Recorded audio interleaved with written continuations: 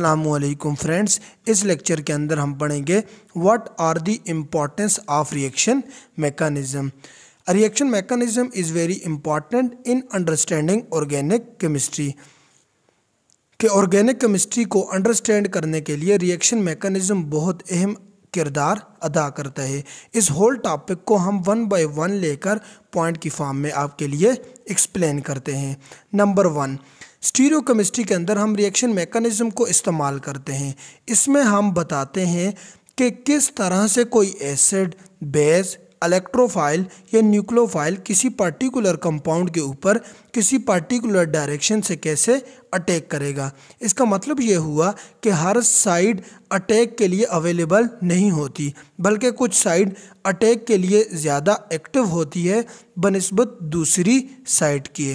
जैसे ये एग्ज़ाम्पल है कार्बन, इसके ऊपर मैं लिखता हूँ CH3, इसके इस साइड में लिखता हूँ C2H5, इसके मैं इस साइड लिखता हूँ C3H7, इस साइड में लिखता हूँ H। मैं यहाँ से न्यूक्लियोफाइल को मैं आपके सामने एक्सप्लेन करता हूँ कि यहाँ पर अटैक करना चाह रहे हैं न्यूक्लियोफाइल। तो यहाँ से न्यूक्लियोफाइल आएगा अटैक करने के लिए, तो ethyl is a bulkier group, hence this side is not active. यहाँ से न्यूक्लियोफाइल आएगा अटैक करने के लिए, तो यहाँ पर जैसे ही अटैक करने के लिए आएगा methyl is also bulkier group, hence ये साइड भी एक्टिव नहीं अटैक के लिए। फिर मैं यहाँ से न्यूक्लियोफाइल को लेकर आता हूँ अटैक करने के लिए, तो propyl is also bulkier group, hence ये साइड भी एक्टिव नहीं है। तो यहाँ से जब न्यूक्लियोफाइल आता है, hydrogen is not a bulkier group, hence this side is active for reaction. तो हैंस हम इसमें बोल सकते हैं यहाँ पर जो तीन साइड है मिथाइल, इथाइल और प्रोपाइल वाली, तो ये वाली एक्टिव नहीं है, ओनली हाइड्रोजन वाली साइड अटैक के लिए एक्टिव है। तो मैंने आपके लिए लिखा हुआ है in stereochemistry we use mechanism for the attack of acid, base, nucleophile, electrophile etcetera on a particular compound from a particular direction. जैसे हमने अभी कहा कि मिथाइल, इथाइल और प्रोपाइल वाली डायरेक्शन से अटैक नहीं हो रहा, जबकि सिर्फ अटैक कहाँ से हो रहा है, हाइड्रोजन वाली साइड से। This means that all side for attack are not available. देखो जैसे मिथाइल वाली नहीं एक्टिव थी, इसके अलावा इथाइल वाली नहीं थी, प्रोपाइल वाली नहीं थी, but some side are more active for attack than other.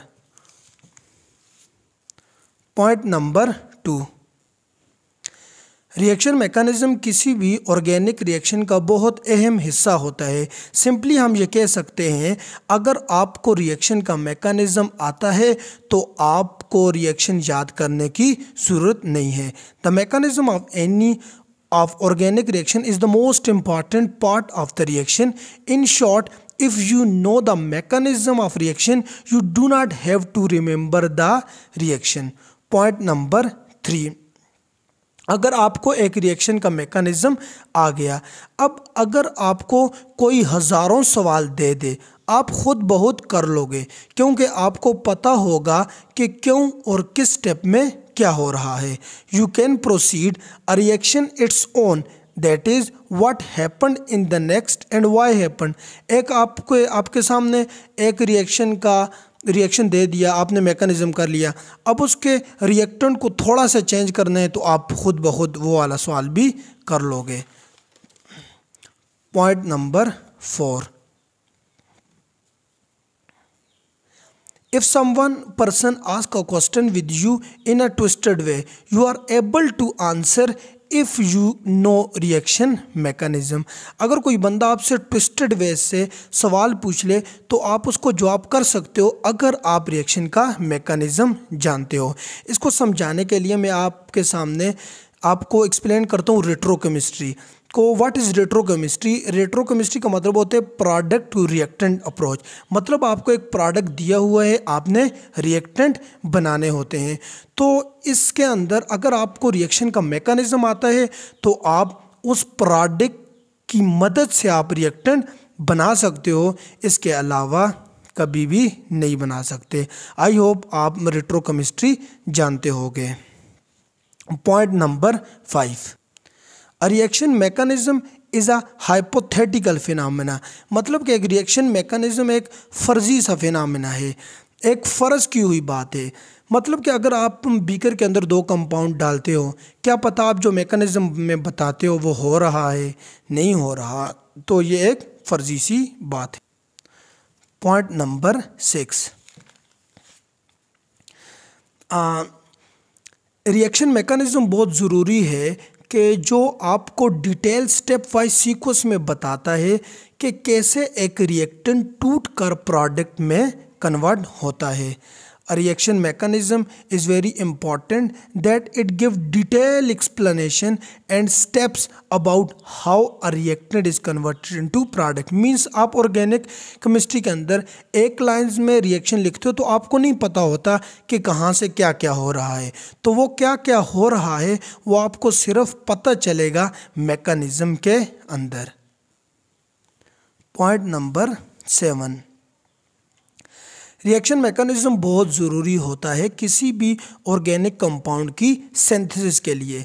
अगर आपको किसी भी रिएक्शन का एग्जैक्ट मैकेनिज्म आता है तो आप उसके किसी एक स्टेप के अंदर कोई दूसरा रिएजेंट मीन्स कंपाउंड डाल देते हो तो उससे वो आपको दूसरा कोई कंपाउंड दे देगा। थस एक नया या अल्टरनेटिव रास्ता आपको किसी भी कंपाउंड के बनाने का मिल गया। ये हो सकता है, हाँ हो सकता है, सिर्फ उस वक्त जिस वक्त आपको रिएक्शन का मैकेनिज्म आता है। तो मैंने आपके लिए लिखा हुआ है they are very important in the synthesis of various organic compound if you know the exact mechanism of reaction that at a certain step. मतलब 6 स्टेप का रिएक्शन है, आप चौथे स्टेप में कोई दूसरा रिएजेंट ऐड कर देते हो। अब आगे क्या लिखा हुआ है, इनेट, आपने चौथे 6 स्टेप का मैकेनिज्म था, आपने चौथे स्टेप में कुछ ऐड कर दिया, लेट की किया है हमने। It we add a certain reagent मतलब कोई compound to it so that it converted into another compound. आपको जो डिज़ायर प्रोडक्ट था वो नहीं देगा, कोई और कंपाउंड दे देगा। थस अ न्यू और alternative way of producing a compound is obtained. यह सिर्फ उसी वक्त हो सकता है जब आपको रिएक्शन का mechanism.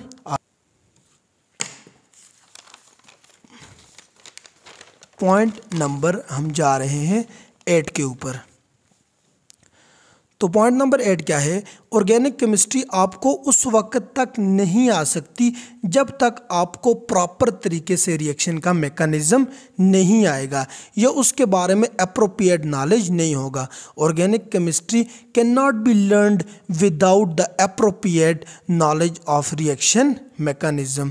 Point number 9, organic chemistry के अंदर मैकेनिज्म बिल्कुल वैसा ही है जैसे हमारे जिस्म के अंदर ब्लड होता है। ऑर्गेनिक केमिस्ट्री मैकेनिज्म के बगैर वैसे ही है जैसे एक ऐसा शख्स जिसके जिस्म में खून नहीं है। सो ऑर्गेनिक केमिस्ट्री समझने के लिए रिएक्शन मैकेनिज्म की अंडरस्टैंडिंग बहुत ज़रूरी है। तो मैंने आपके लिए लिखा हुआ है organic chemistry mechanism is similar to blood in the body. Organic chemistry without mechanism is like a man without blood. So firstly learn mechanism, then you will be able to understand organic chemistry. मतलब आप अगर वैसे organic chemistry पढ़ रहे हो तो आपकी मिसाल उस बंदे जैसी है जिसके जिस्म में ब्लड नहीं है।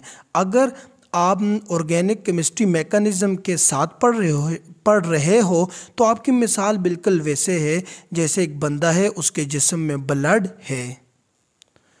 Point number 10 and last, reaction mechanism की मदद से आप एक ऑर्गेनिक रिएक्शन को एक लंबे अरसे तक याद रख सकते हो। With the help of reaction mechanism you remember the reaction over a very long period of time. Good luck, thanks for watching, अल्लाह हाफिज़।